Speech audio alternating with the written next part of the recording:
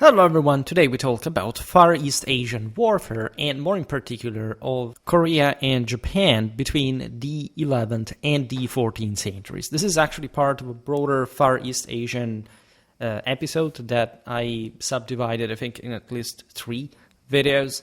Then we will finish this overview, in fact, on the Asian regional the various Asian regional military cultures with India that I also made a video once and very few people watched, and I know that there are a lot of sort of Pajit memes on the internet that do not quite help, of course, especially on a channel like mine that is sort of traditionally European, etc., to overly stress like the necessity of every last viewer to watch this content. But still, we know that it's sort of, first of all, if you're acquainted with my work, you know that I'm not going to fool around, and that in historically objective terms there is really a lot to say, and especially speaking of the medieval art of war, and even just to look at the same comparison with the West, because at the end of the day, this series that I have basically finished, right, and I'm in fact introducing other branches in the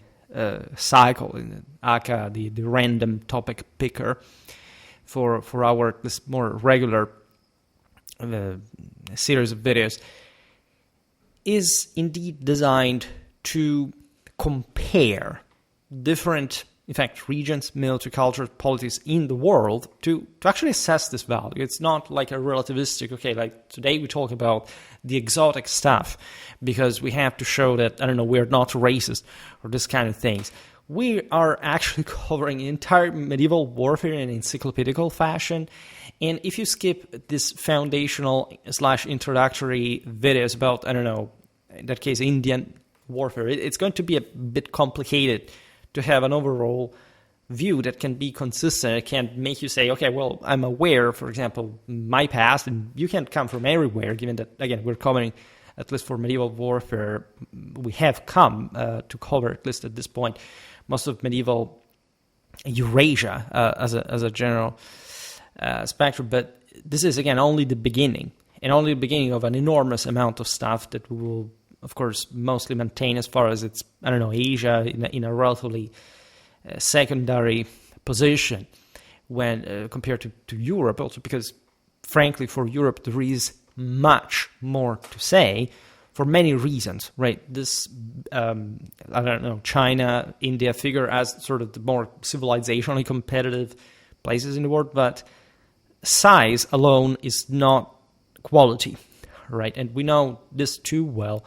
Europe was not just pretty big, but we have an overwhelmingly larger amount of information about that, which is a result of that quality in many ways. And for the rest, you know that also medieval warfare, that the fundamentals of these pre-industrial societies were not particularly different. That's what actually facilitates our understanding of this, let's say, of the factors that can help us evaluating also things in a more comparative fashion, right? Smaller things, which should be also relatively easier to understand, especially if you have a good sort of military historical, sort of strategic, cultural background from your side. It's in fact weird how, for example, online, some topics of ancient and even medieval warfare seem to, doesn't matter how important they objectively are, seem to be, to have become, also because of YouTube in particular, in the last decade or so, a meme in and of itself, while more complex, sort of structured, sort of wider and deeper pictures that we can draw for modern contemporary warfare, regardless of the importance that indeed can be. I mean, in the classical world, there were some seminal moments also in the genesis of the art of war as we understand it, even from a conceptual point of view, so there is no doubt that the school is there in many ways. But obviously the more complex topic gets mostly skipped by people. It's like for medieval history. If I make a video about the migration era, that is actually a much more primitive, smaller, and simpler system to study, to research, obviously it's beyond most people's normal sort of accurate historical objective assessment, let alone in this sense the later medieval history that in an absolute terms is bigger. We know much more about that. There is some more complex things to understand, but people watch less on YouTube. And again, so we should distinguish the archetype that you can't see the spectrum through all of history, not just the beginnings. And that's the problem with people, that they flatten also the same archetype to the level of short-sightedness and ignorance and sort of oblivion that most people live in, without realizing that perpetuates, reverberates, and echoes. By the way, in sort of from much more ahistorical times, or even just for antiquity in some cases, well through all the other eras till our own. So this sort of pseudo historicistic, nostalgic, romantic view of the past is null unless you understand that you will understand that, you will perceive it, especially in this way, only because there has been an in-between that you're skipping and not understanding and making sort of silly rhetoric and uninformed criticism on. We have, by the way, in part already covered something about medieval Korean and Japanese warfare. We'll continue, especially on the latter, because we started sort of mini-series that I haven't updated recently. With Korea, we made a fully fledged sort of medieval Korean warfare kind of approach to the war. Today, we look at these systems mostly in comparison with one another within Far East Asia. We talked about China in the first video, and we already highlighted some sort of relations with these countries in essentially the comparative development of armies, per se.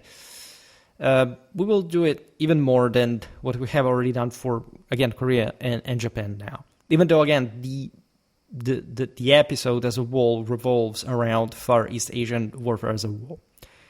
So in medieval times, because we are looking at 11th, 14th century, because it's the peak of medieval civilization, and of course, like, we get also more information from there. The later medieval centuries are fairly better documented to an extent, but they were also the consequence of a crisis, paradoxically, as we explain often, especially for medieval European history and society. And so we will look at some ancestral characteristics of Korea in this case, and some characters that were maintained throughout mostly all the Middle Ages, but mostly focus on the higher point as well. And in fact, there is, I don't know how much this is actually a myth in the bigger picture, but let's say the fact that the Koreans were generally perceived, and I mean really at the time, not much today, as an allegedly more tranquil and less expansionist people compared to most of their regional neighbors. Now, let's get things straight. It's obvious that Korea did not have the expansionistic potential of China, all right? And that, of course, there was less military power to be wielded from that peninsula. However, this should never be conflated, as it oddly happens. There are myths of this kind in history that a country was sort of more in the background, overall less military impacting in the bigger picture, was less militaristic or less violent or less aggressive, also within itself, because here obviously we're not even looking at unitary systems.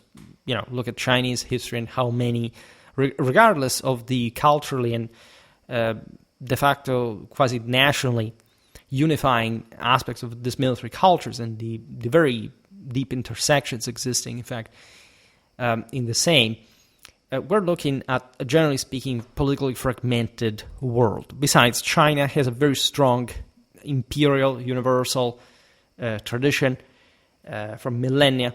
Korea is more of a feudal country in many ways. It's poorer, it has less surplus, and so also the political systems and obviously the military instrument are going to be more fragmented in some ways. All right. actually, the Koreans had a pretty advanced military culture, as we already observed in other videos, and one capable of resisting the onslaught of various, especially Chinese, as you know, attempts at conquest that could naturally be fulfilled if you take by standards, again, subjection, a recognition of subjection to kin, to everything under heaven in that case, or payment of tributes, etc., but never could be measured in a full conquest of Korea, nor that it wasn't attempted, by the way. And in fact, in those very occasions, including during Mongol times, that definitely had overrun a bit more than just the same China, little policy takeover, displayed a radical defensive capacity, an entrenchment, and fortified military culture that really stands out, not just in that sort of mere sort of the defensive bias, but also together with all sort of siege warfare, polyurcetics, logistics technology. We'll understand a bit better now.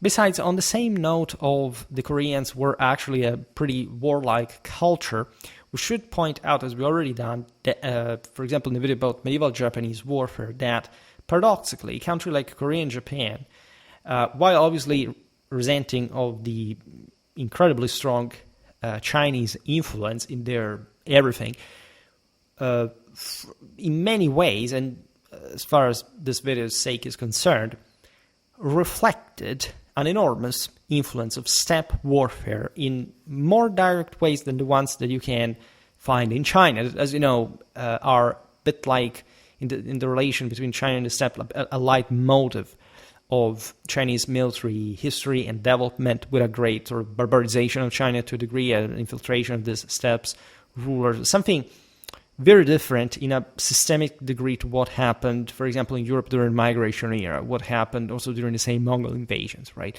That's a very interesting aspect of to reflect upon, right? Europe was not at some point hegemonized by an external power that, you know, came out of nowhere, right? China sort of did, and or at least you have properly foreign dynasties from outside China to come to rule into China. Right, this is something very different. And when you look at this Korean and Japanese perspective, you realize how that there's sort of belt, it eventually continues into the steppes. And that makes, of course, these cultures fringe, but also more adaptable in that kind of counter-imperial bias that China instead represented. The Korean traditional military practices were closely aligned with those of Manchuria and the eastern steppes, in fact. We browsed these in different videos. We talk about the Yurchen, we talk about the Karakitai, and more, right? So these were areas that, as we observed, came to be variously hegemonized by both the Chinese and the Mongols at different times in history, especially on the northern frontier of the empire, and that were able to integrate different populations that, especially differently from the prevalent nomadic influence of Mongolia, had a pretty substantial infantry culture that was not primary, but given, in this sense, also the scarcity of surplus, etc., sort of more prevalent in the tactical balance. Cavalry was the first arm. This is true, obviously, also for Korea, possibly even more for Korea, as it was a sort of more cementedly feudal system. Like if you look at France, it's not like they had a lot of cavalry because they were more influenced by the steppes, right? It's mostly like a socio-political reason. Places like Manchuria instead were literally just coming out straight out of sort of greater poverty, and we should never think, by the way, that the steppes per se are purely cavalry, even in the full sort of what we can understand in the spectrum as the more nomadic elements in the picture. All right, we've seen it. It's not just obviously a tactical option to dismount. We've seen it in many battles of the Mongols against the Mamluks in Syria at Semilia, but there are literal communities living mostly in a sedentary fashion than a nomadic one. And sometimes, even with a more advanced material culture, this happened we've seen it in the videos about, if I'm not wrong, there is one about the Eastern Eurasian steppes warfare that is interesting as far as what we're talking about today, but also probably these steppes during the Mongol era. Because it's not just about the Mongols, but the peoples that they took over in the steppes. And there are literal islands of peoples nobody has normally ever heard of outside of, specialistic fields that, if anything, from an archaeological point of view, turned out to be dramatically more advanced than the Mongols, but obviously were sort of smaller polities. And again, I'm not talking about more civilized areas like, Transoxiana. I'm talking properly the bowel of the steppes, right? And that speaks volumes in a sense, because also of the same capacity of the Mongols to later integrate all of this in ways that could be derived, again, from an incredibly wide array of cultures and militaries, right? The Koreans incorporated gradually during today's video's period an incredibly large amount, of course, of military, cultural, political, and even though to a lesser degree, religious influences from China. And this is kind of obvious. So you have a very interesting melange. Under the Goryeo, which is basically Goryeo, and again, the etymology of the same Korea dynasty, Korea maintained notable stability throughout the period in question, mostly due to that political compaction stemming also from the reinforcement of a feudal glue of some sort that thus recognized more directly a single ruling dynasty, obviously through a sacred monarchic lens according to religious tradition and so on. This had always nominally sort of existed since ever, but at this point comes really to pretty consistent fruition in the country. And it's so strong that it even endures during the period of Mongol Chinese overlordship. We're talking several decades, where, as we explained, the Mongols actually swarmed through the Sino-Mongols swarmed through Korea. We've partly seen, again, those same sort of invasions and sieges, a video about medieval Korean warfare as an introduction.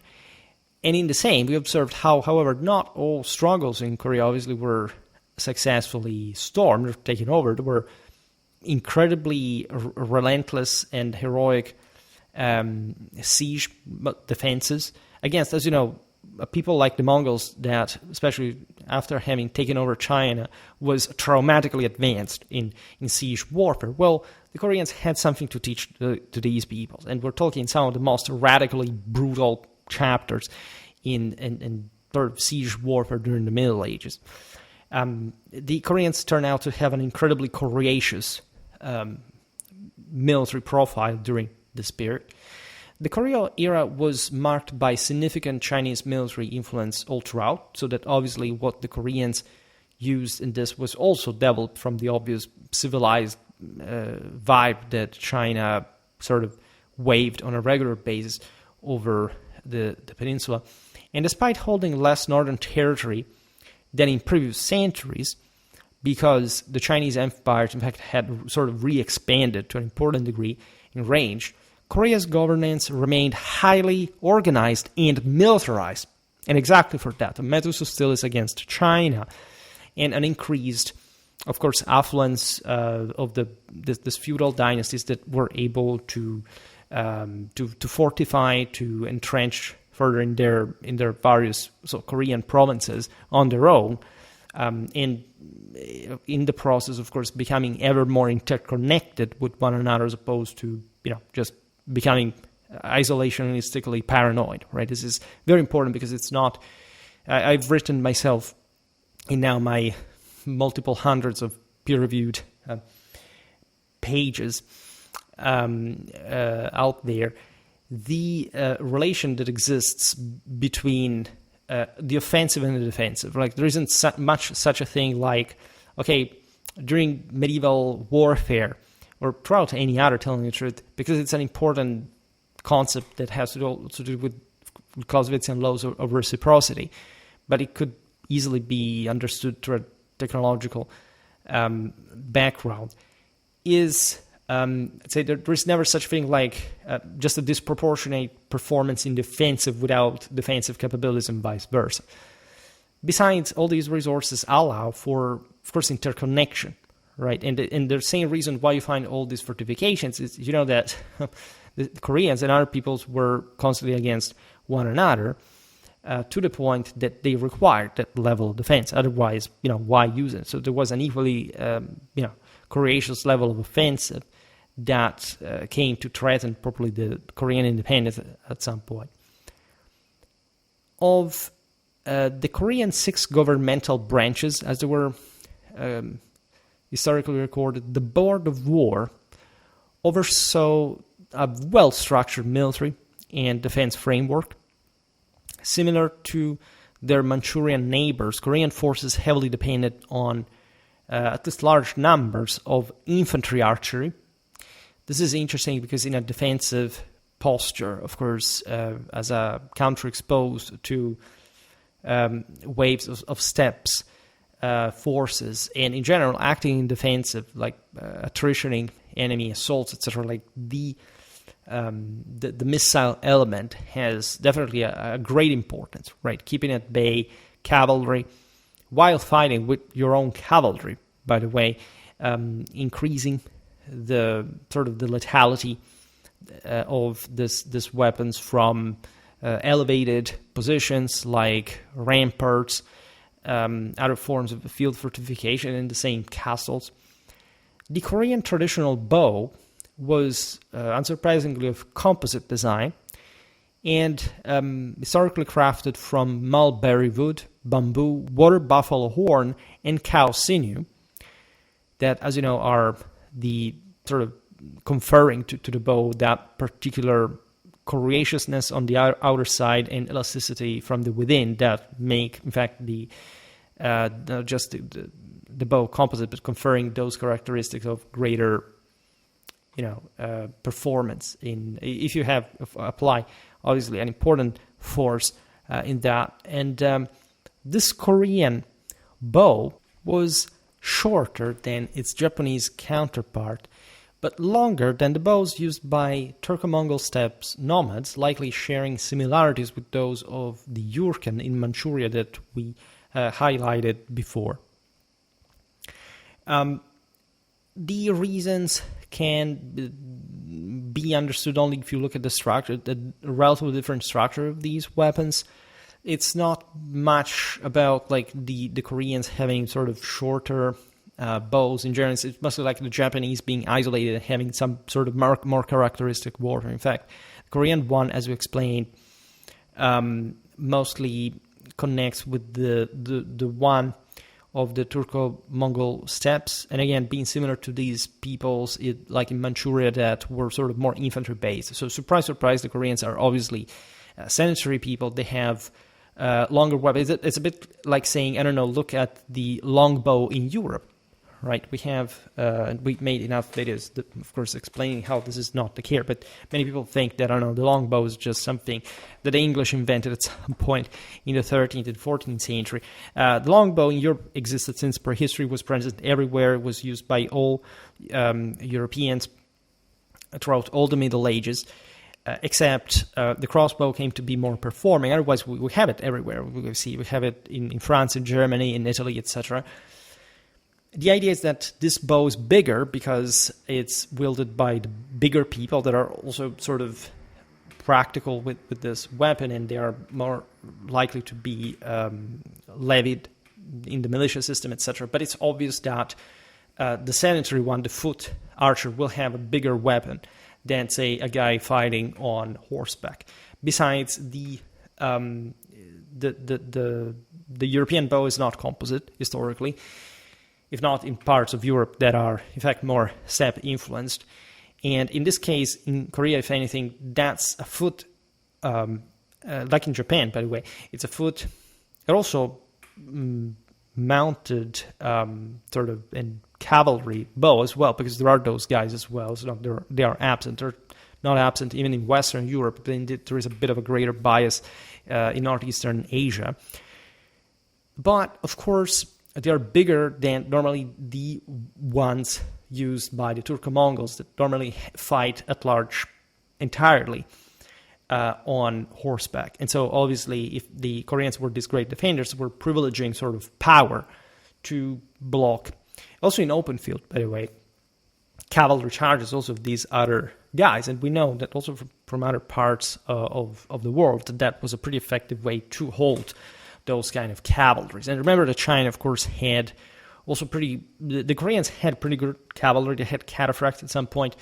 In previous years, of course, also the Chinese did, but the Korean ones at some times were something really impressive and ultra-elite as well because of that sort of more feudal vibe, whereas the Chinese had something more engineered and in dirigistic ways, a bit like the Romans, in emulation from the steppes peoples and or Persians and so on. So in that sense, it's obvious to see this Korean bow to be bigger than one of the steppes. The reason why the Japanese had bigger bows was not even necessarily a matter of greater power per se or for example, anti-armor capacity, but actually was a matter of range and connected also with the pretty scarce amount of metal and armor in general in Japan, at least compared to the surrounding peoples. Again, we're going really by degrees. It's not like Japanese didn't have very heavy armor at some point in the elite element, etc. But at large, you know that they had sort of softer protections. And so at that point, you could have a type of bow that was more easily wieldable, also because it was not necessarily more powerful, but it was designed to achieve greater range, and so hit with greater ease. Because of the softer targets, it was designed to hit. Hence, a bit the difference in orientation, right? Because otherwise, as a Korean, you want to shoot down a freaking, can say cataphract, but pretty heavily armored Mongol cavalry, right? Even though, again, that's not mostly how it happened, because heavy cavalry stopped only by heavy units. But complementary to those, of course, the Koreans had pretty impacting bows that were quite impressive to see. And we've seen, by the way, also among other populations, including pre-Kingizid Mongol powers in northern China, that actually, even among the Mongols, infantry was pretty well developed, at least in the more, again, Chinese-influenced parts of south, let's say, of northern China, that came under the Mongols. So there was a pretty consistent, sophisticated use of combined arm tactics that gets a bit underrated for many reasons that bring us to, in a sense, even overrate the later Mongols in terms of actual art of war sophistication. Nevertheless, I also made a video explaining what they contributed to in that way with their own mostly cavalry-based type of warfare. But the Koreans were just next door and sort of growing through this. Koreans also utilize crossbows for the same reason. Again, stopping power. Again, as we've seen also with, so I say stopping power mostly because I pictured the muscular clashes of properly different battle lines and arms confronting themselves in open field. And that's mostly the thing. It's a collective use. It's a bit what you see in Europe as well. And, that the crossbow develops impressively also in times in which cavalry is pretty darn strong, right? And so we don't often make that equation because, again, if we think about the English longbow, and that I made a series last spring on, as if those were the cavalry stoppers. No missile arm stops cavalry. You need, again, heavy troops. Missile is light by definition. But the crossbows had basically that same facilitating function that longbowmen had in an anti-cavalry fashion. This is very often underrated, underexplained, because mostly, and again, I don't want to digress on historiography, but there are very specific reasons why certain things are ignored and or misrepresented, which may have been relatively accidental, but not quite entirely either. The Korean crossbow resembled Chinese designs, but it was not identical either. Notably, the extensive employment of a device called the sal-tong, or arrow guide, became a hallmark of Korean weaponry at this point. As you know, the arrow guide is not really a unique technology in this picture. This tool was common in the Byzantine Empire, the Solonarian. We'll talk about this in a video here. We're also looking at sort of migration era, not quite exactly overlapping chronology with our own. Islamic Iran also seemingly had something of that kind. And the most interesting thing, if anything, is that the Chinese records at least lack a reference for Chinese arrow guides. Right? The Chinese rarely noted that among Central Asian Turco-Mongol warriors. So the question would be why?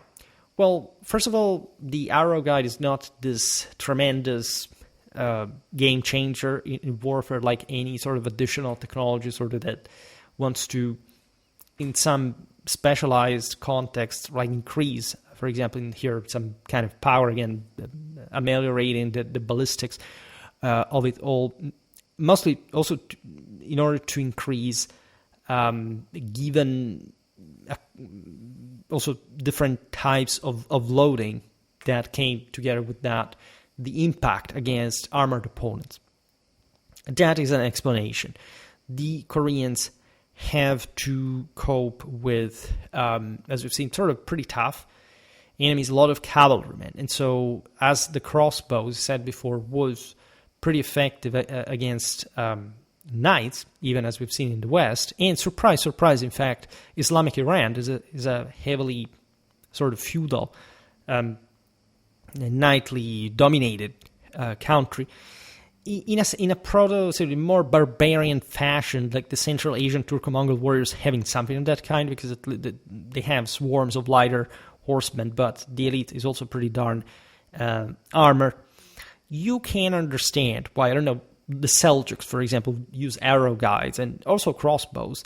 In fact, by a larger degree, for example, than other peoples, like the Byzantines, for example, themselves are not overwhelmingly notorious for using crossbows as well. In fact, we notice the Solonarian mostly in this arrow guides could be used also in different mechanisms of artillery, etc. So, again, making straightforward comparisons just in this video about this specific aspect may be imprudent, and we shall make an entire video about each and this areas in this particular technologies.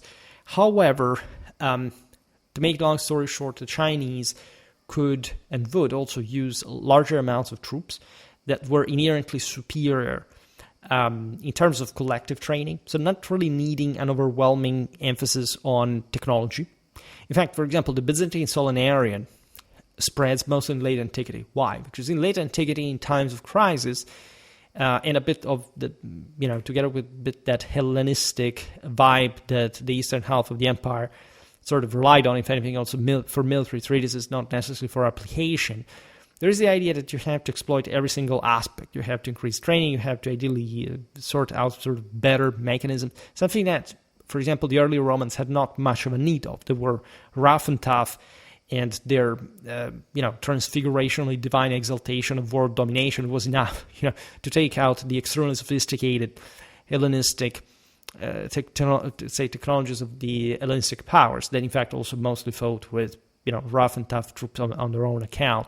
It's like saying by amount of troops today, Australia or Belgium have way more technological armed forces than the United States.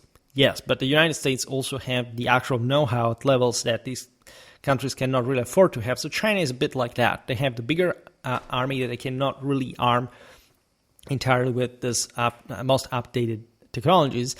It's pretty absurd to think that the Chinese would not have arrow guides on their own, which is also pretty elementary and simple kind of enhancement measure, like different ones that exist for missile weapons, but not this huge game changer.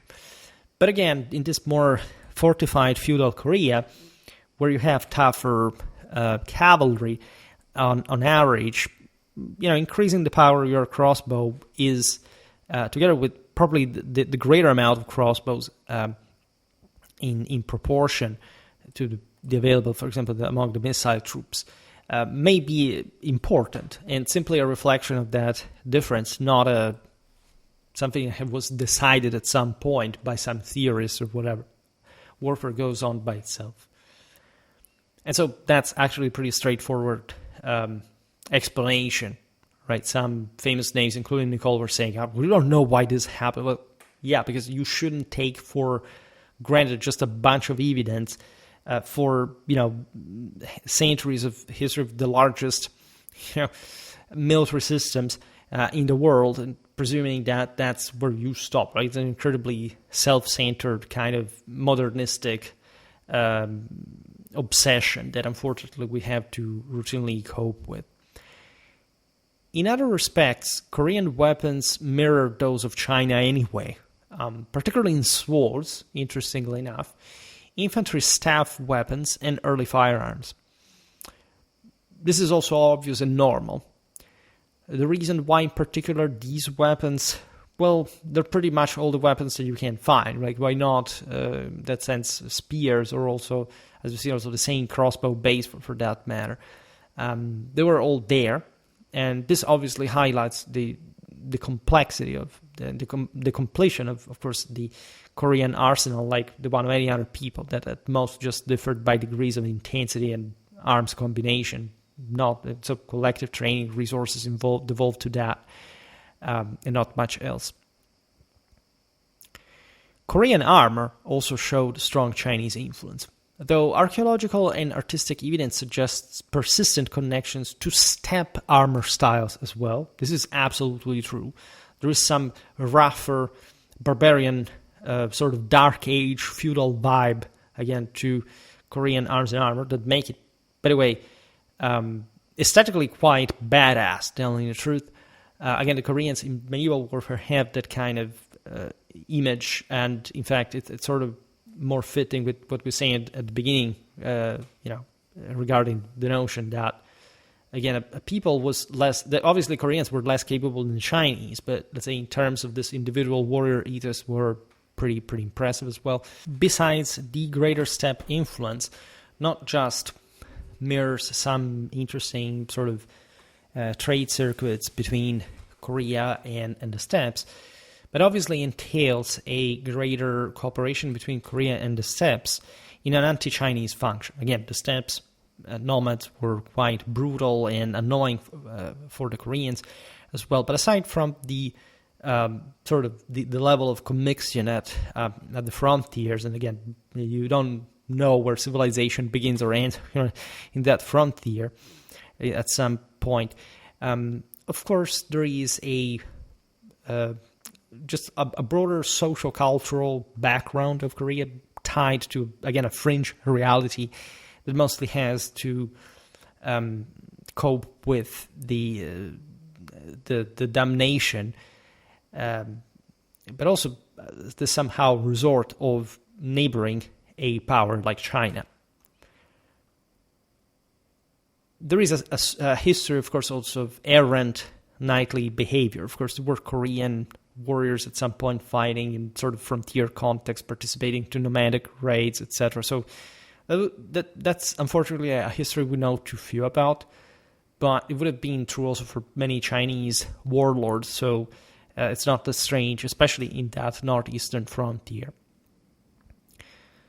A significant military achievement of 14th century Korea was the establishment of formidable navy to counter Japanese piracy as well, which highlighted the greater structure that Korea had compared to Japan as a whole.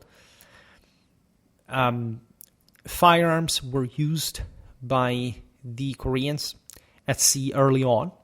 As a peninsula, these people were sort of well disposed to take the seas, and again, there had been an intense naval warfare also in antiquity, in migration era. We'll talk about that at some point. And in general, Koreans are well put, especially against a power like say, a military culture like Japan. In fact, in the latter, military technology and systems were relatively isolated. There's also a general idea that the Japanese would have been fundamentally outdated in this sense. It's not really true. we should always be careful with exceptionalism in many ways, because there are people who take it to the extremes. We should rather understand how in contact with one another all these cultures were, how all the continents were always in contact with one another throughout the millennia. Like, you don't really have to wait the Vikings or Columbus for, I don't know, the Americas to be connected with Asia or Europe, right? There had always been something going on, and we know that these ideas permeated. The idea that simply there are boundaries that are not crossed, that Japan remained a sort of sleeping beauty until the Renaissance or so, it's nonsensical. They were also just fringe in their own way. So in general, they were less military developed, but they were also not primitives or savages. They were more or less at the same levels of their neighbors. So it's rather, again, some factors in the Japanese archipelago and in the interactions also with the neighboring peoples through the sea that shape Japanese military culture in what has been too often considered like an especially unique one. Naturally, China dominates in general, right? Japan develops at the under the shadow of China, many more in the sinister way, but still, of course, developing characters on their own. I will not go as far as sort of describing exactly what was going on. For example, the history of cavalry warfare in Japan. Cavalry warfare in Japan is historically traditionally credited with having been introduced into the islands by invaders before the 7th century AD. But the notion that, in fact, there would have not been mounted warfare before that time is ridiculous. Obviously, the Japanese had cavalry way before that. And in a sense, of course, they had developed their own mythology of the mounted elite, right? There was also, in fact, a knightly essence that is also more universal even, with a special code of conduct, a veritable chivalry that will develop in a feudal fashion, in a way that, in a way, has been studied, also considered the bias that we have towards Japan, because it's a country that we came to perceive as closer because of its self-modernization on a European model, and being sort of the more important one in sort of the broader Western alignment after World War II. A culture would be more akin to those of medieval Europe than neighboring China or Korea. I stressed how feudal Korea was compared to China. Indeed, however, compared to Japan, there is something relatively different. Either Korea is more overall organized. And if anything, it's mostly like a Brownian bias to presume that Korea did not have that same level, again, of knightly, feudal ethos, etc. Being a more developed country and being more influenced by China, of course, the greater tendency was to have a more cohesive army and force. And again, we talk about Korean military organization, this time in the video about the medieval regional warfare. And so an ethos, like in China, had historically diluted a more knightly based, sort of warrioristic, individualistic base of warfare. But hell, we're talking the Middle Ages. This stuff was present pretty much everywhere, China included.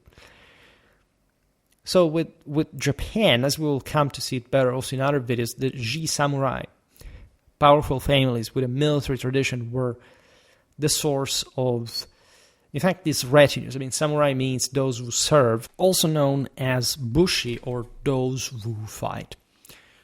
You understand from this language that in the translation of can be found conceptually across all the world, really, from Europe to, again, the Islamic world to, in fact, the Persians, the Chinese themselves. There is an idea of chivalry that transcends also this.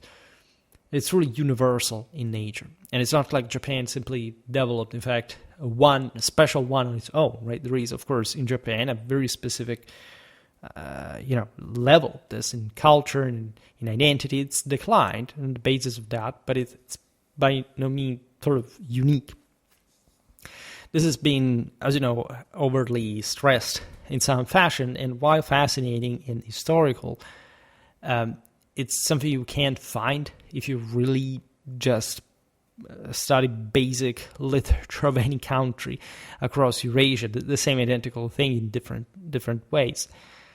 The significant militarization of Japanese society is also a result, a bit like in Korea, of the fragmentation of the system, that, however, also, as you know, contemplated an overrule of Japan itself.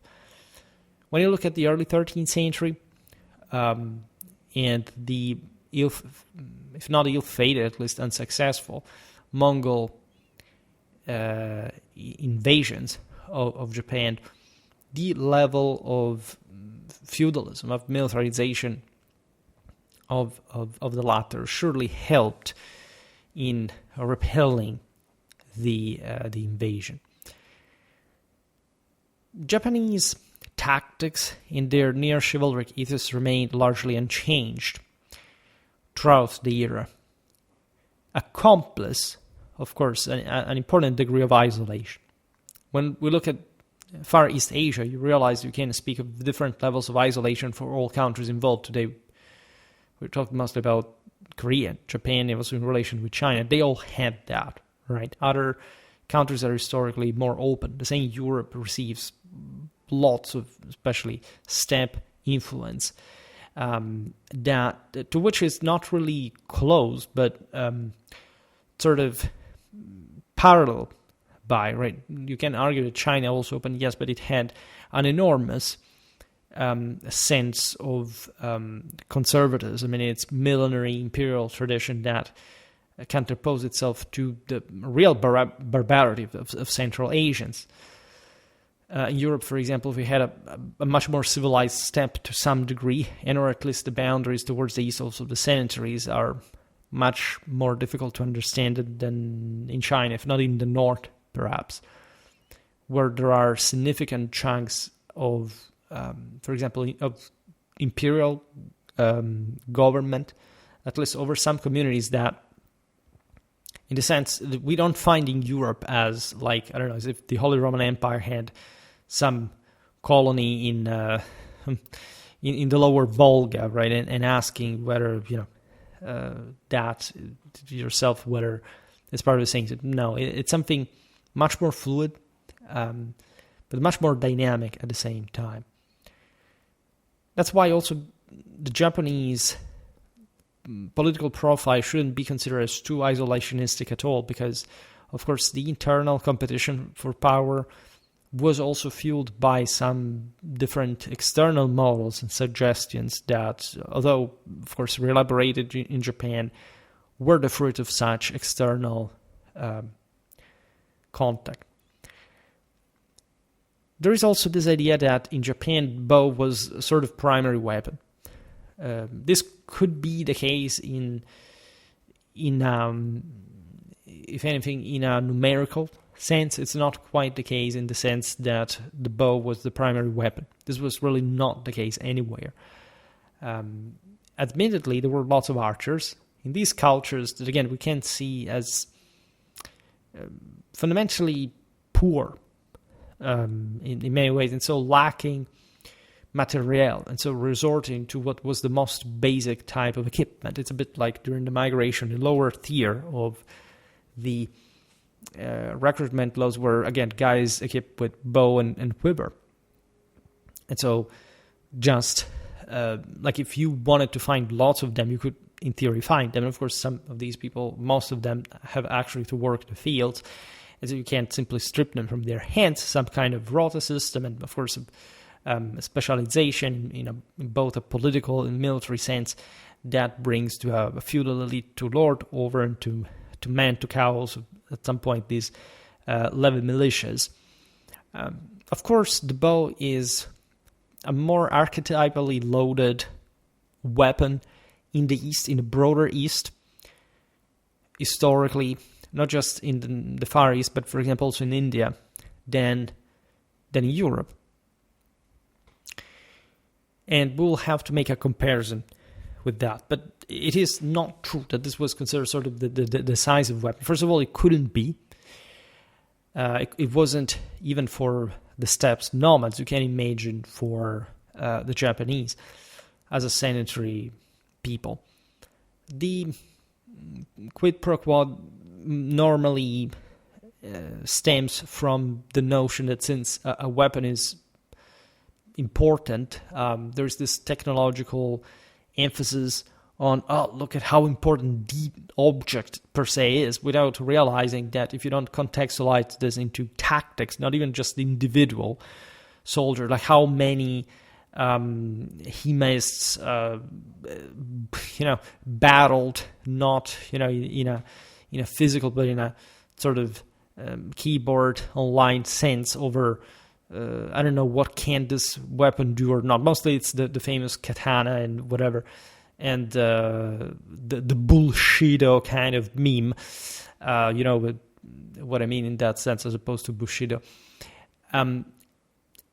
But it's a serious problem that many people really have, not understanding there is a collective dimension to tactics that works on the basis of combined arms. And if you're just talking about individual weapons, essentially assuming, at least aside from, of course, who can wield them, but essentially in that sense an individual perspective, you will never understand anything about war. I mean, in and of itself, it says that you are completely severed from the art of war and how armies actually fought at the time, which is not some weird hypothesis. We know pretty concretely at some levels, but you really must do your homework, and not just in historical terms, but also trying to make things work in reconstructing campaigns, battles from primary sources, and not, with wishful thinking, but making things work. And believe me, it's extremely fun. I love doing it because I specialize in that for a living. And you will understand why I have this enormous distrust from any kind of sort of, again, technologistic and materialistic, which is ultimately an individualistic and deterministic one at the same time. That is not to say, of course, that the bow was not important. In fact, it was considered almost primary in practice. At least there was a long time, as we'll see now, of, in terms of skirmishing phases during battlefields. But again, you do not quite win battles with missile weapons per se. The bow was employed both on foot and horseback, interestingly enough, so showing that, and this is not much like, I don't know, what you could find simply in Korea, where there were horse archers, but as if, I don't know, Korea was simply a bridge between the steppes and Japan. Japan, as we explained, tended to have some sort of greater use of missile weapons because of the lighter bias of its warfare. Right, even though it was a sedentary one, and again, as we've seen, was not an overwhelmingly equestrian one, at least in historical terms. That's how sort of unique Japan is, and a bit counterintuitive compared to some continental developments. Nevertheless, and there is a specific, as you know, almost unique lamellar armor type tailored in Japan to cope with this missile fire volume, also including for archers, meaning that archers in that vest were, in a sense, more important. Were some units that were at least more elite, and of course they could also and would pass to hand-to-hand combat, but they had to be well protected as standalone troops. By the way, the notion that at some point in the Middle Ages, crossbowmen had the pavismen that transported the protection for him on the field in any tactically functional way is a complete myth, right? We will debunk it further because I already made some videos about crossbowmen and pavisiers, etc. Japan, if anything, partially shows this dynamic, right? It's better in that sense to have armor on than a shield if you have to be, at least if all repaired. And it's not to say that, of course, archery couldn't be quite pernicious against armor, but generally speaking, if armor is there, it's because it's effective against arrows to the sort of good enough degree. And even more, generally speaking, because this armor was naturally not based on an anti-missile level, but mostly like the the heavier blows that could arrive through swords, for example, which is a bit the same thing, the same problem, let's say, in historiography when you read things like the armor of the medieval knight increased because the growth of the importance of the crossbow. Yeah, as if, getting, a lance of another knight in the face, or a double-handed sword blow on your chainmail was just, a much lower trauma. And just, no, it was about crossbow bolts, right? It was obviously coming from everything at the same time. And so it doesn't make any minimal sense to distinguish, especially always in this weird anti-knightly weapon, meaning, so you see the average crossbow could take down a knight, woohoo, as if, knights ever cared in that sense. I mean, it's not like they couldn't be taken down, but could make a comparison. Again, if you study combined arms tactics and how battles were actually fought, you realize that it's not like missile troops had ever a protagonistic role in any of these battles.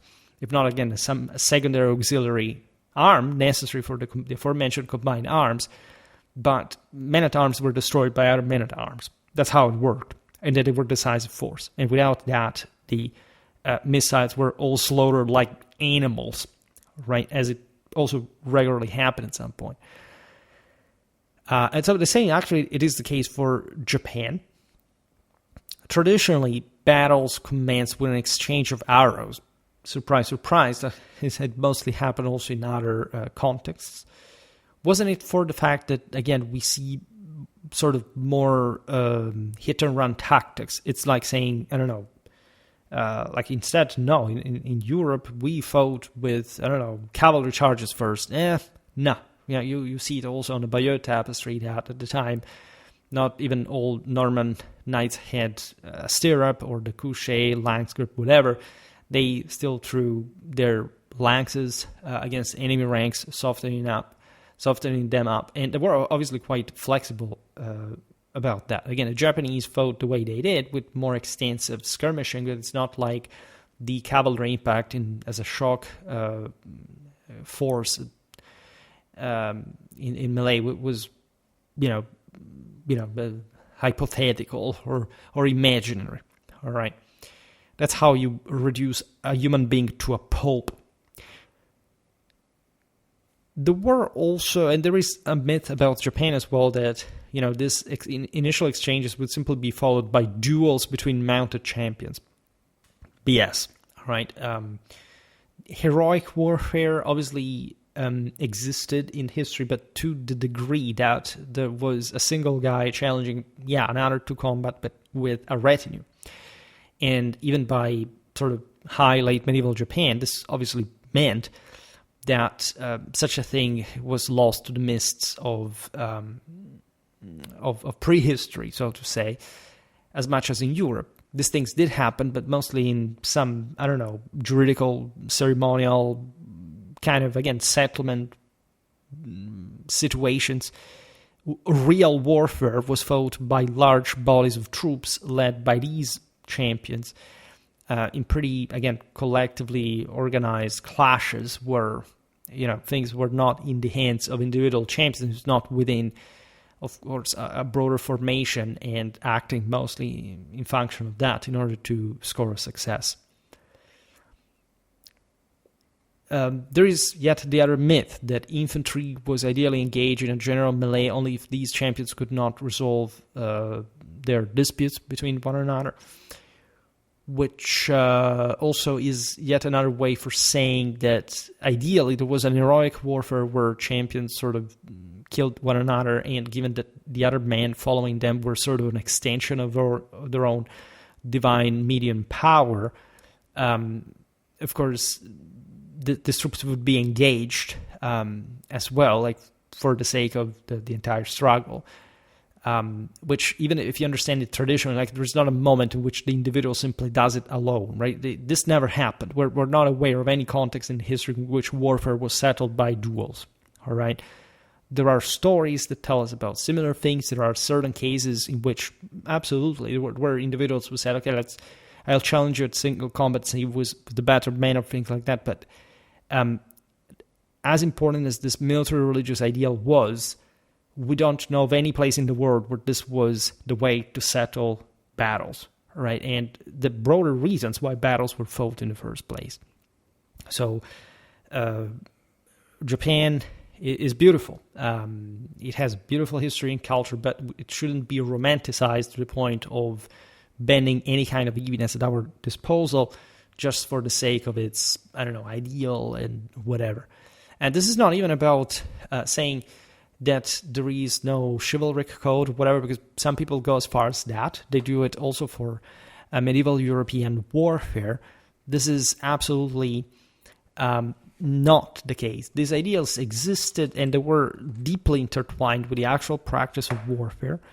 And even if, of course, the real face of the latter was much cruder than expected, sometimes it's our fault as we conflate these ideals with less blood or less violence or less, and again, this idea that, warfare should have not been fought because warfare is bad. This is not what these people thought, right? And this is not how these people behaved. So, while remaining within that chivalric tradition. So we should come back on this, because I made a video about medieval, an entire series dedicated to medieval knighthood.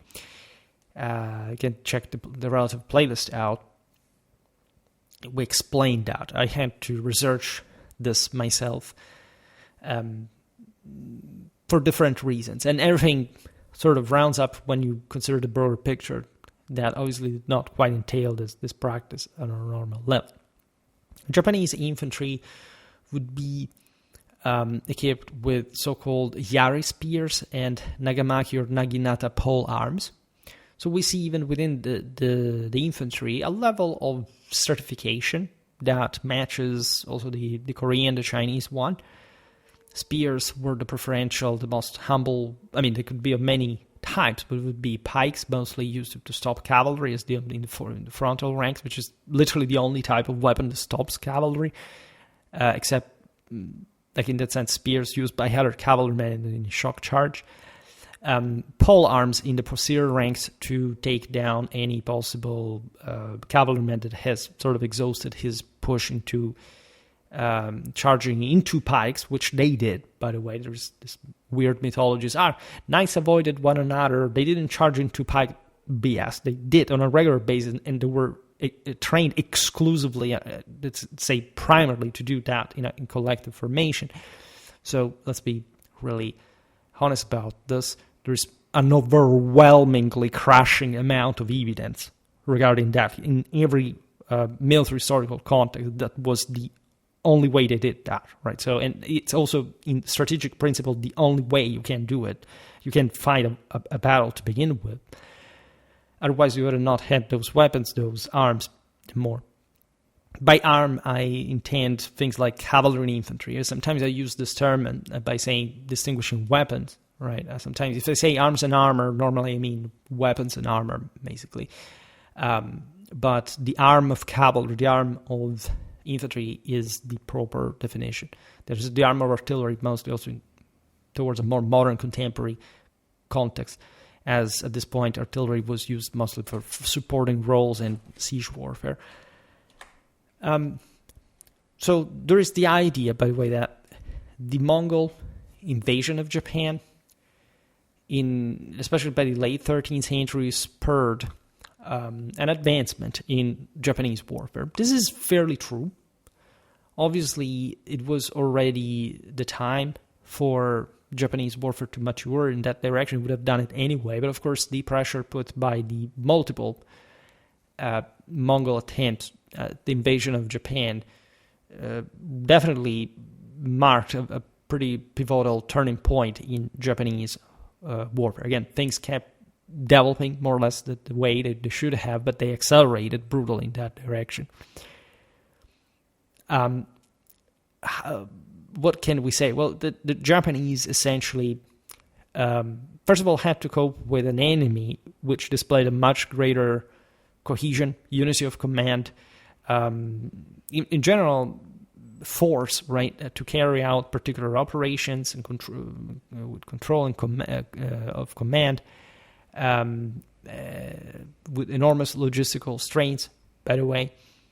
So they try to imitate this, if anything, in a defensive posture, but given that we're mostly fighting against one another as well, increasing their coordinated strategies, increasing their reliance on field fortifications, apparently.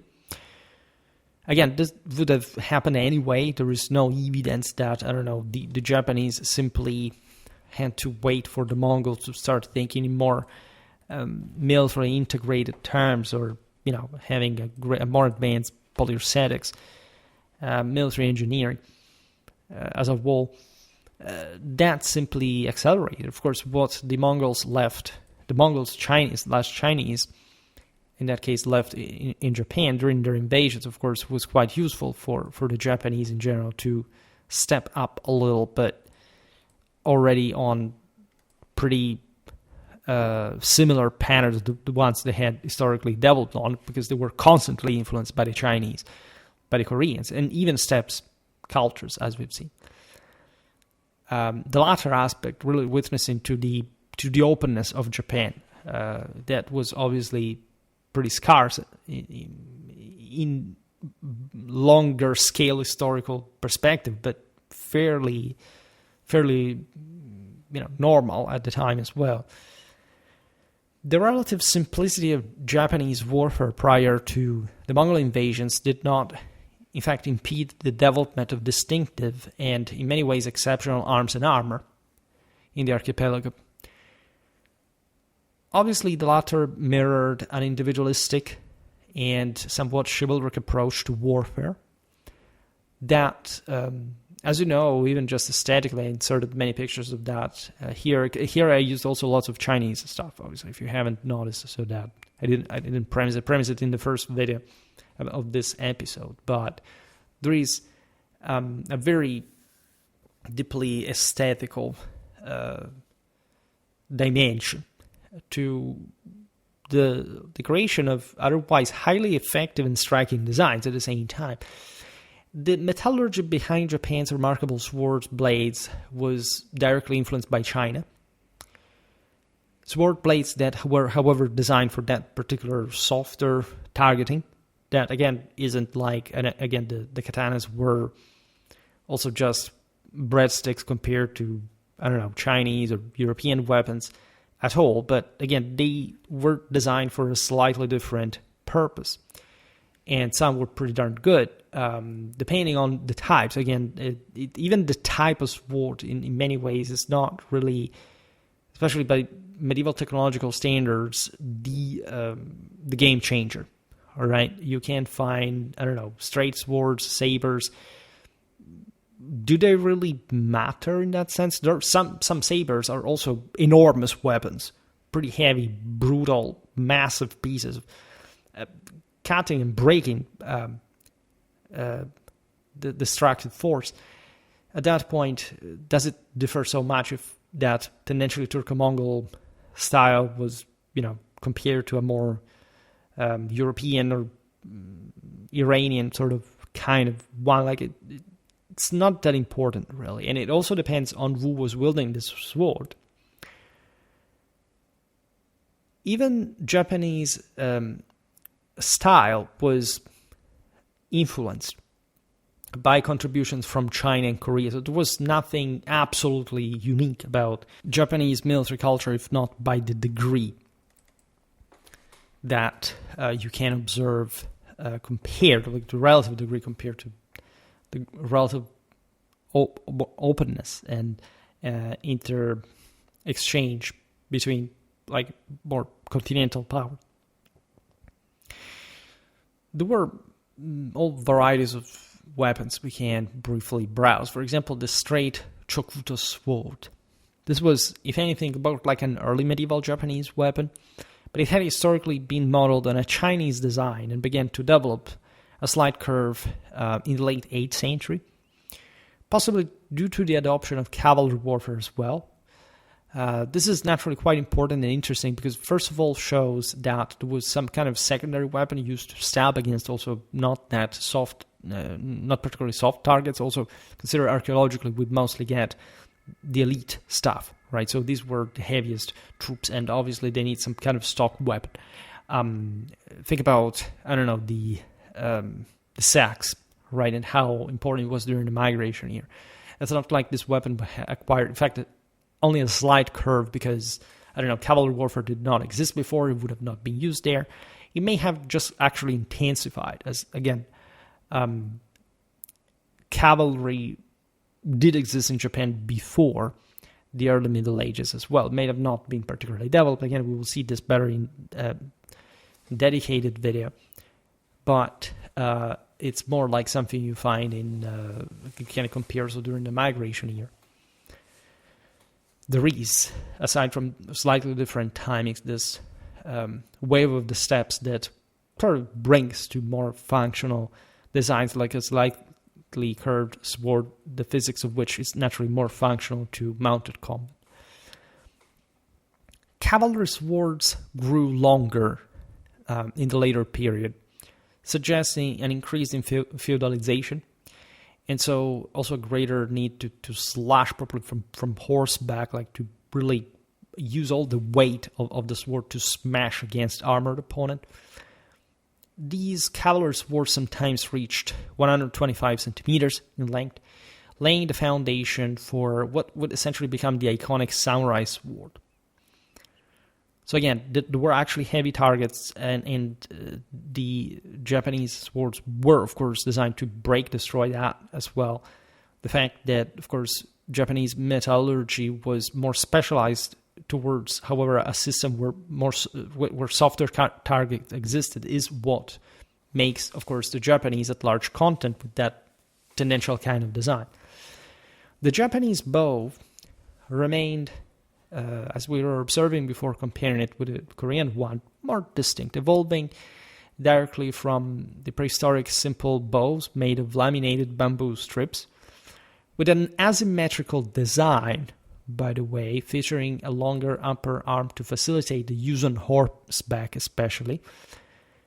This was different from the Turco-Mongol composite bow, because, as we explained, that was more designed for power reasons. It had a pretty impressive range, and in a sense, it served the same sort of tendentially characteristic Japanese purpose of reach against softer targets.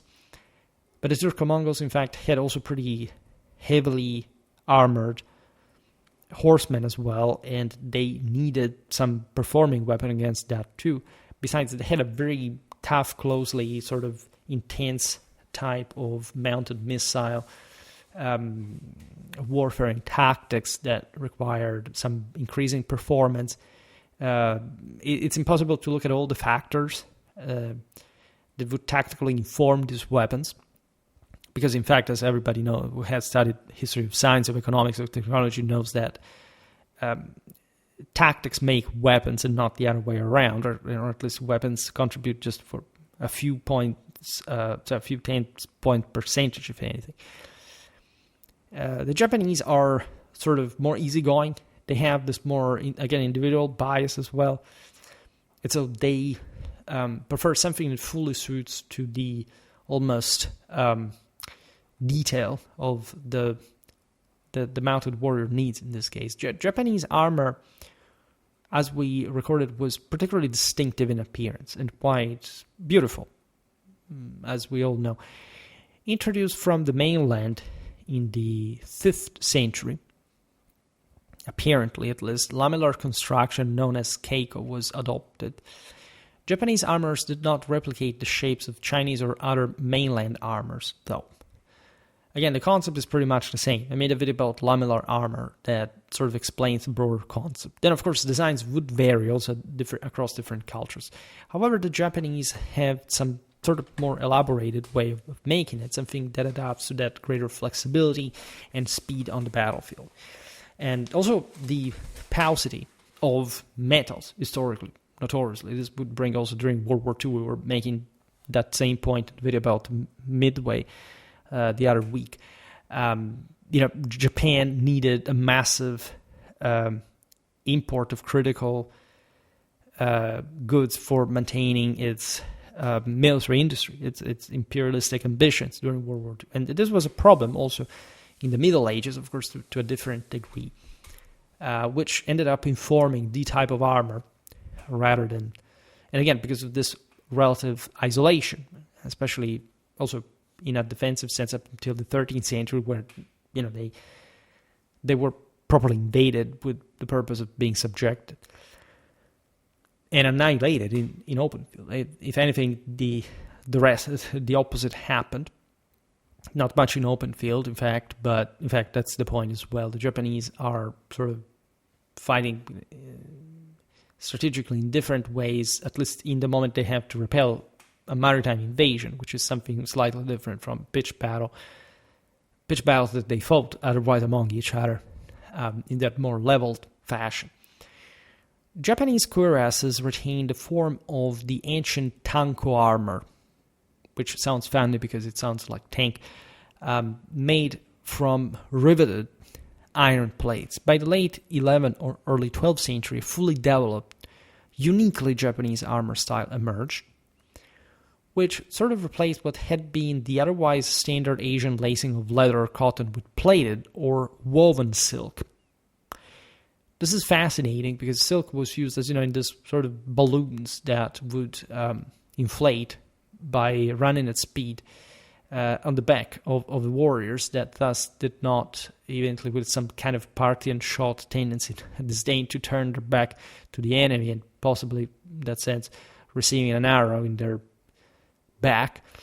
And silk, as you know, is still used together with, terracotta, for example, in body armor today, anti-projectile armor, because it notoriously is incredibly resistant, at least to a particular type of blow, which in this sense is mostly like a missile type of defense, right? If you needed some kind of and again, it wasn't obviously silk wasn't also just by expense the only type of armor at all, right? It wasn't even prevalent.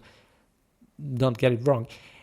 What I mean is that when it was used, it seemingly had a more anti-puncture purpose than, of course, like an otherwise more blunt blow that could simply, bleed you from the within without even spilling a drop of blood on the outside. Now, the iron or rawhide lamellae were tightly laced and coated with lacquer, fusing each row into a nearly rigid lamina. This armor was stiffer than traditional lamellar designs, but was waterproof, for example, and highly resistant to rot, a vital feature in Japan's humid climate. This construction also, because think about lacquer there, this happened also. There were ways to do so all over the world to preserve armor from rusting, but still, and you notice, of course, that the metal protection was still conventionally there, even in Japan. But this construction in particular provided an ideal surface for armorers and decorators to apply leather stains, lacquer, colored silks, resulting in some of the most vibrant armor in the world, but also, in fact, a more agile and light one to a degree, at least. The various colors that you can admire also served both aesthetic and psychological purposes, intimidated adversaries as forms of sophisticated warfare, as these colors were traditionally connected, like pretty much everywhere in the world as well, in a de facto heraldic fashion, to very specific military religious meanings, some of which have unfortunately been lost, but think even just how, again, fragmented Japan was, but also how sort of culturally cohesive it was. So to that degree, all difference in color was enhanced to that degree of the various clans' heraldics and capacity of, in fact, distinguishing one another. Heraldry is something that is born as a discipline, if anything, in the modern age, in the Renaissance. But one thing that, in that sense, the myth bunker doesn't tell is that, of course, the meanings attached to that symbolism including the colors, was way more intense before heraldry became a science on its own.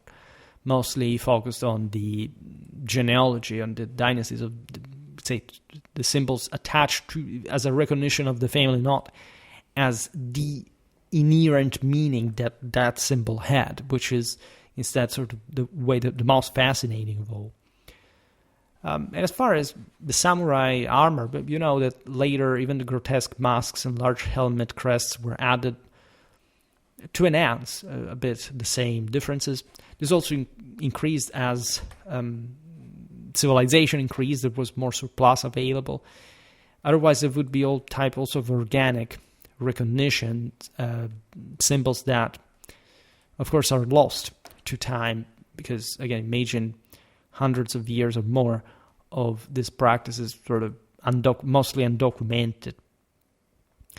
In the early 14th century, more elaborate leg armor developed as well, apparently for an increasing importance of infantry, which also is interesting considering that this is exactly the peak of medieval civilization, and you actually see this type of leg protection developing more or less in the same time in the 13th to 14th century, also in the West, with plate armor, for example. There is some specialization which happens again in Japan as pretty much elsewhere of cavalry, as certain the sort of the man at arms was becoming too heavy. You needed some kind of specialized cavalry that sided with him, and this is exactly what happened in 14th century Europe as well. Think about the Lanks, right, and the evolving retinue following them. And this type of lighter armor represents, is very similar to the one used by foot soldiers. What does it mean? Again, not as it sounds a decrease in the relevance of cavalry, and or it depends really on what you're looking at, because again, the ups and downs in cavalry infantry ratio are not quite identical in Japan compared to Europe, but similar dynamics were happening in the sense that these foot soldiers, here that's the datum that matters, were already fairly well equipped. Cavalry had actually developed and diversified in Japan very much like in any other place, regardless of this allegedly, sort of recent origins of the mounted arm in the archipelago. And you have an increased level of tactical diversification, including probably a gradual increase in importance of foot soldiers, especially towards, however, the later centuries, not much necessarily during the second half of the 14th century, because Japan got the plague itself, and so general crisis that engulfed Eurasia and the whole world was pretty much felt there too. I made a video about medieval Tibetan warfare. We observed how Buddhism played a central role in shaping the development, character, and system of the medieval and later region. We'll talk more about the spread of Buddhism. There's probably one of the most proteiformic religions in the history of mankind, born as a sort of reaction to the standards of the Kshatriya warrior caste to reinstate a purely spiritual power in the world.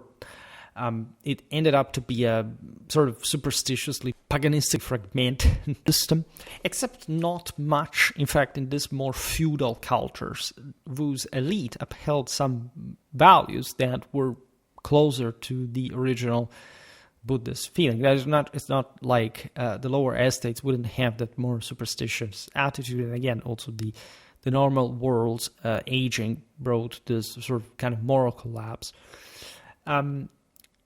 The other big, in fact, myth is that Buddhism would provide with some kind of, meek or pacifistic bias, right? This is exactly the same nonsense that at this point in history, fortunately, very few people still prefer about Christianity. Again, I have hundreds of videos about Christian history if you're interested. If anything, I don't think we have ever talked about Buddhism. If not, maybe here and there in some reference, some sort of imperial Catholic traditional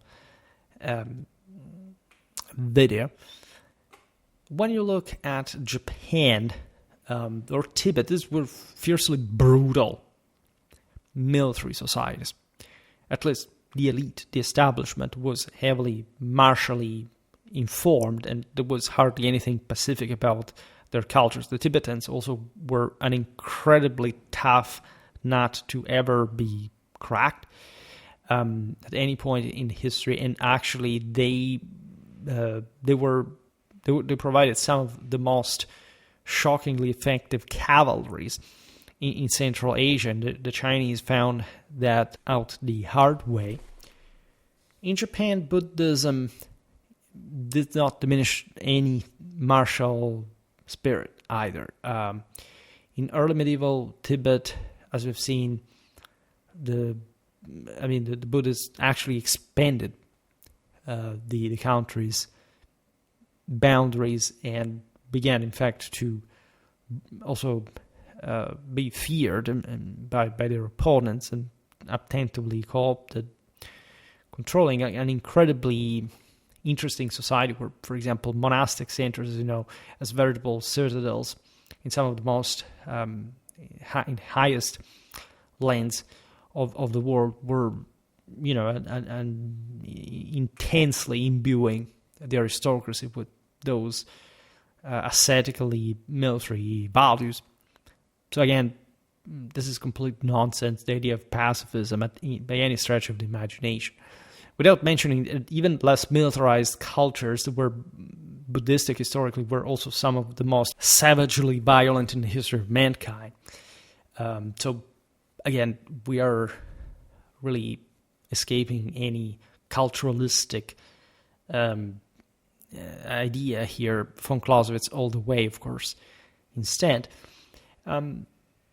Tibetan armors maintain a strong reputation for centuries due to their incredibly fine, especially knightly attire, the crafted weapons and gilded ceremonial armor exported as far as the Islamic Middle East.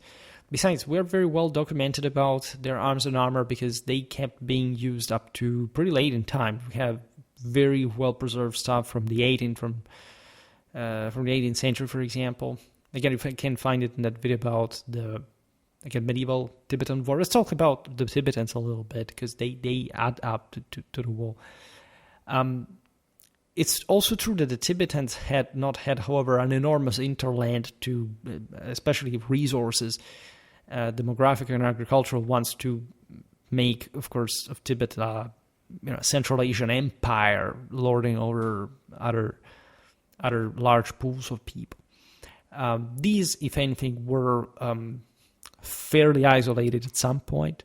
They were ever hawkishly eager to study what was happening from all sides of the Himalaya. And they had very crucial roles within the Chinese military at some point as auxiliaries.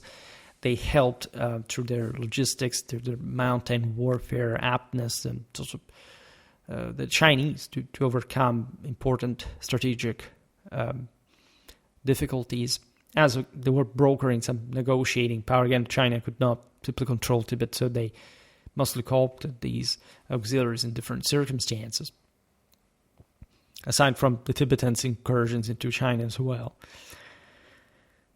The monastic system of Tibet continued, as you know, well into today's times. The profound influence of, if anything, the Tibetan form of Buddhism, it was a bit more eccentric as any sort of fringe people mostly developed, on the Mongols as well, is something that actually occurred much later in times, like in the Renaissance. And in fact, in a moment in which Mongolia, if anything, wasn't anything particularly special anymore. So again, we tend to overrate the Mongol legacy to some degree. And that's clear if you really look at how the various waves of steppes peoples had historically occurred, like properly their characteristics across the millennia.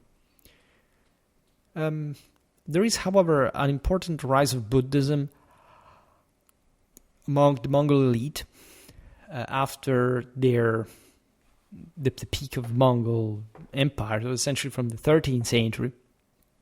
And this did have also through Tibet an influence on Mongol arms and armor, because those guys had the best one. So basically the Mongols that were not particularly developed in a material technological sense, obviously enough, even though, again, they knew their deal in some greater, say, steppe warfare sense. Even then, the Tibetans modeled their own arms and armor from them. Also consider that the Mongols seized China to the degree that they border Tibet themselves. So it's complicated because at that point it's more like a Chinese empire still. But we discussed this in our videos about Mongol warfare and talking about, in fact, Mongol, the aforementioned video about the steps in Mongol era. We observed how much the Mongols bridged to get also from these fringes. We know that many high-ranking Mongol and Sino-Mongol warriors donated military equipment themselves to Tibetan monasteries starting in the 13th century.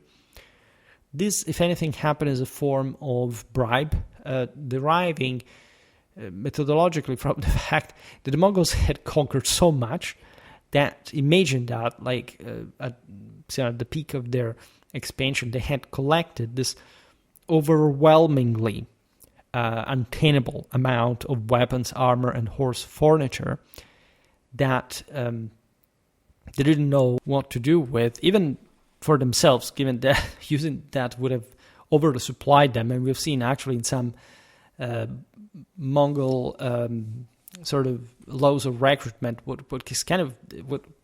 how heavy the kind of ideal equipment of the Mongol warrior was, a bit excessive, and again we explained that that's already sort of distorted by some kind of idea of Chinese grandeur, and again it's not like a Mongol from the oil field, so to say, of the empire in the steppe would have simply needed to be told how to equip themselves, especially as the wealth was coming from the conquered world, right, there. But this is how we also know through the vast collections of these Tibetan monasteries receiving weapons, armor, and horse furniture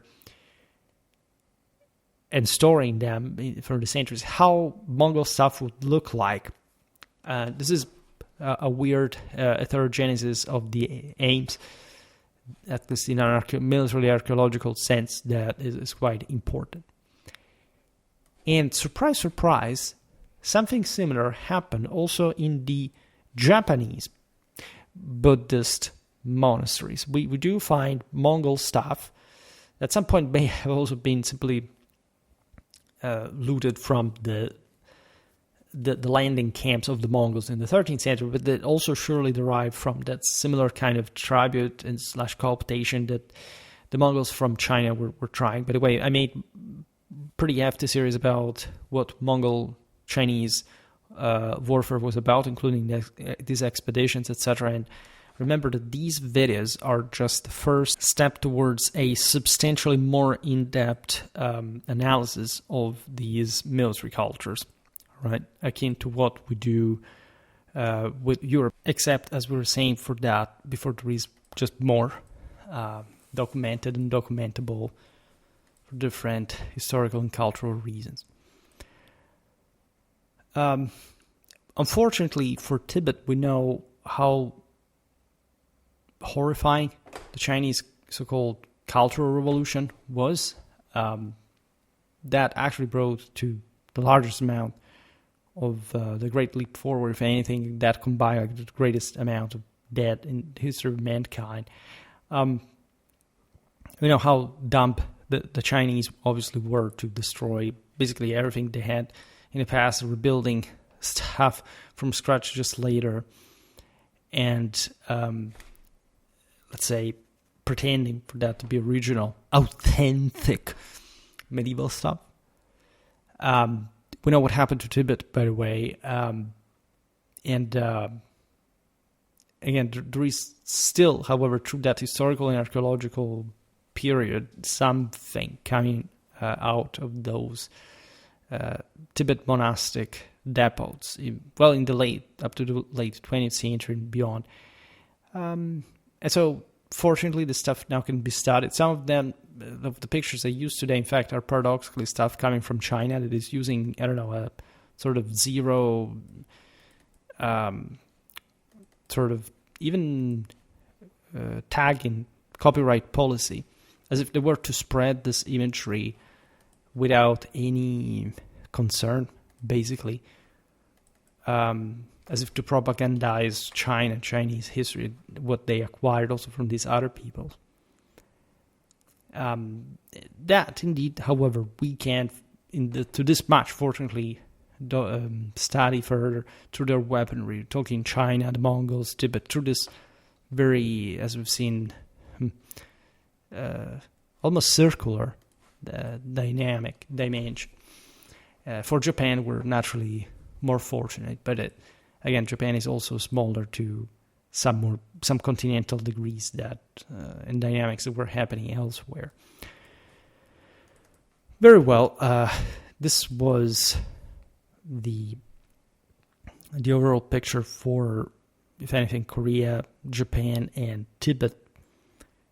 I will probably have to check this, because how I can classify this video, because I would like to highlight the fact that this is more about the respective zones, but I also mixed the pictures on one hand. So at least in the first video I talked about China mostly, but I also had Japanese and Korean stuff in between. But given that this is meant to be a unitary thing,